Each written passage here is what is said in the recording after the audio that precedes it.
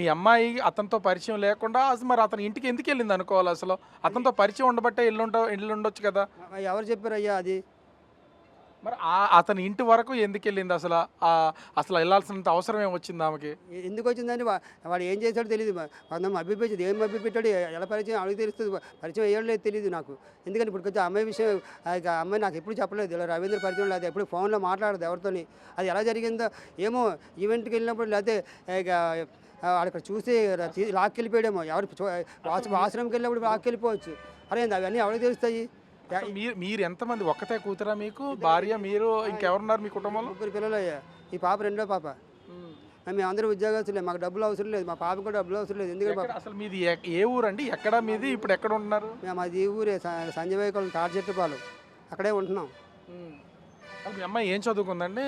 మా అమ్మాయి intermediate open inter రాసిందయ్యా ఇప్పుడు. హ్మ్. ఏంటి ఇక అమ్మాయి పంజాబ్ నేషనల్ బ్యాంక్లో సబార్డినేట్గా చేస్తుంది. హ్మ్. ఏంటి అది పార్ట్ టైం చేస్తుంది. మధ్యాహ్నం నుంచి ఖాళీ టైంలో ఎప్పుడు సండే అప్పుడు ఈవెంట్కి వెళ్తుంది. ఏంటి అది పార్ట్ టైం కాబట్టి అది ఇక పర్మనెంట్ ఉద్యోగమే. అసలు ఒకటి అంటే మీ అమ్మాయి ఇంటర్ చదువుకుంది అంటున్నారు. అందులో పార్ట్ టైం అంటే ఏ జాబ్ చేస్తది? ప్రతిరోజు ఎళ్ళొస్తదా ఉద్యోగానికి? ప్రతిరోజు వెళ్తుంది సార్. సెంట్రల్ గవర్నమెంట్ ప్రతిరోజు వెళ్తుంది. సబార్డినేట్ పోస్ట్ ప్రతిరోజు వెళ్తుంది. ఏంటి ప్రతిరోజు వస్తుంది. ఇంటికి వచ్చేస్తుంది. ఎప్పుడైనా పొరపాటున ఏమైనా పెళ్ళిళ్ళు ఉంటే ఈవెంట్కి వెళ్తుంది.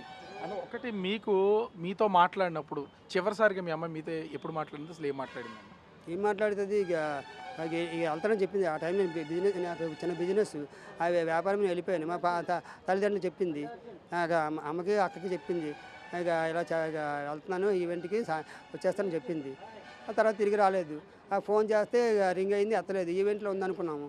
ఈవెంట్లో ఇక తర్వాత స్విచ్ ఆగింది. స్విచ్ ఆపి ఉంటే రాత్రి వరకు రావట్లేదు. అది ఈవెంట్లో వాళ్ళు ఇక రాత్రి అయిపోతే ఇంకా రాలేదు. స్విచ్ ఎక్కడైనా మేము ఎత్తుతున్నాం కానీ అది అది మీకు ఈ రోజు తెలిసిందా ఈ విషయం? రాత్రే తెలిసిందా మీ అమ్మాయి చనిపోయింది? చనిపోయిందని అనుకోలేదు. చనిపోతుంది సార్. మా అమ్మాయి ఎందుకు చనిపోతుంది? వాడు ఎవడో కావాలని అలహంతుడుగా చేసాడు కానీ అలా ఎవరిని చంపుతాడా?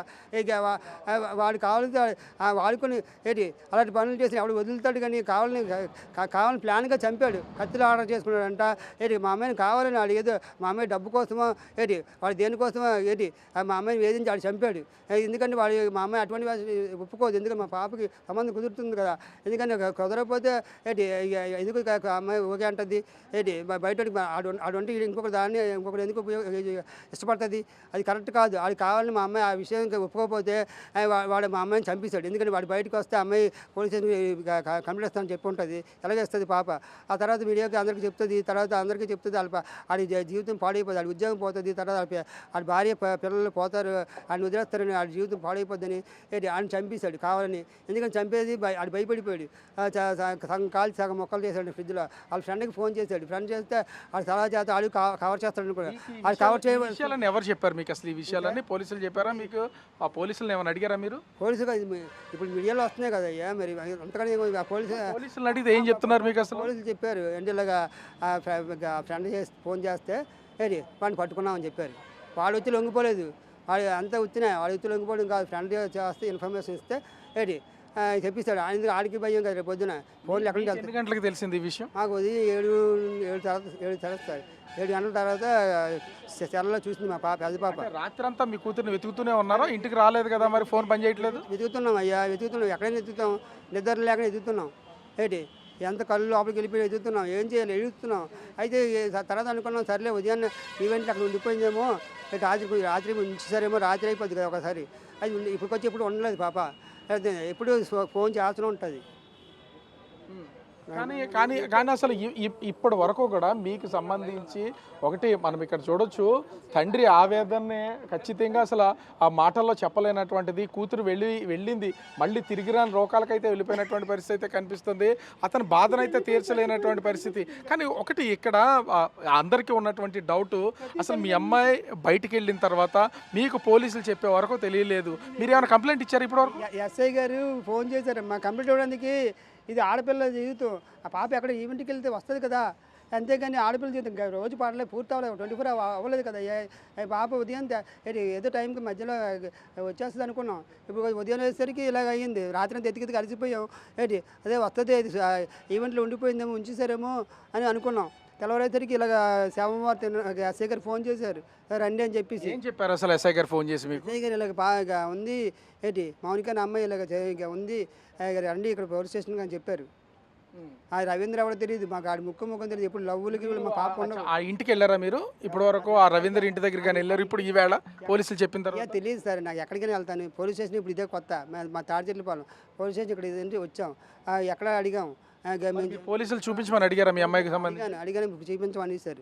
ఇప్పుడు చూపించము అన్నారు. అయితే వాడిని చూపించండి, వాడు లోపల ఉన్నారని చెప్పాడు. అయితే వాడిని చూపించండి అంటే ఏంటి వాడు ఇప్పటికి వచ్చి వాడిని ఏదో ఫోటో చూపించాడు. వాడు ఎవడో మాకు ఇప్పుడు తెలియదు, వాడి ముఖం ఎప్పుడు చూడలేదు, మా వైపు ఎప్పుడు రాలేదు, మా వీధి వైపు. అదే ఎందుకంటే నేవీ అంటే అర్థం ఏంటి, అందరూ రక్షించాలి. ఆ ప్రజలందరూ ఏంటి డిఫెన్స్ వాళ్ళకి ఏం చేయాలి అర్థమైంది. ఆ పెద్దలు డిఫెన్స్ వాళ్ళు అందరూ వాడికి సరైన ఎప్పుడు అసలు మీరు ఏ న్యాయం కోరుతున్నారు? మీ అమ్మాయికి సంబంధించి ఎట్లాంటి న్యాయం కోరుతున్నారు?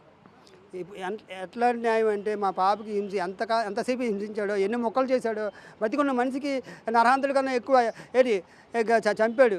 అదేందా వాడు ఏదో వాడు దాహం తీర్చుకొని వదిలితే అదేనా మా పాప మాకు బతికే ఉండేది. అదేందా అదే వాళ్ళకి చేసి మా పాప ఒప్పుకోపోయేసరికి ఇంక బయటకు లైఫ్ పోతుందని మొక్కలు చేశాడు. ఎంత హింసించాడు అదే హింస మా దానికి డబ్బుల హింస ఆడికి అనుభవించాలి. మాకు డబ్బులు ఏమి వద్దు. అదేందా మాకు వాడి వల్ల మాకేం వద్దు దయచేసి. అదేందా వాడి జీవితాంతం జైల్లో ఉండాలి, బెయిల్ మాత్రం ఇవ్వకూడదు. న్యాయవాదులు డబ్బుల కోసం ఆశపడకండి దయచేసి. ఇవి కాగితాలే అదేందా మీరు ఎంతో సంపాదిస్తారు, అందులో ఇది పోయిందనుకోండి, ఆడిచ్చే 10,000 5,000 అది కరెక్ట్ కాదు.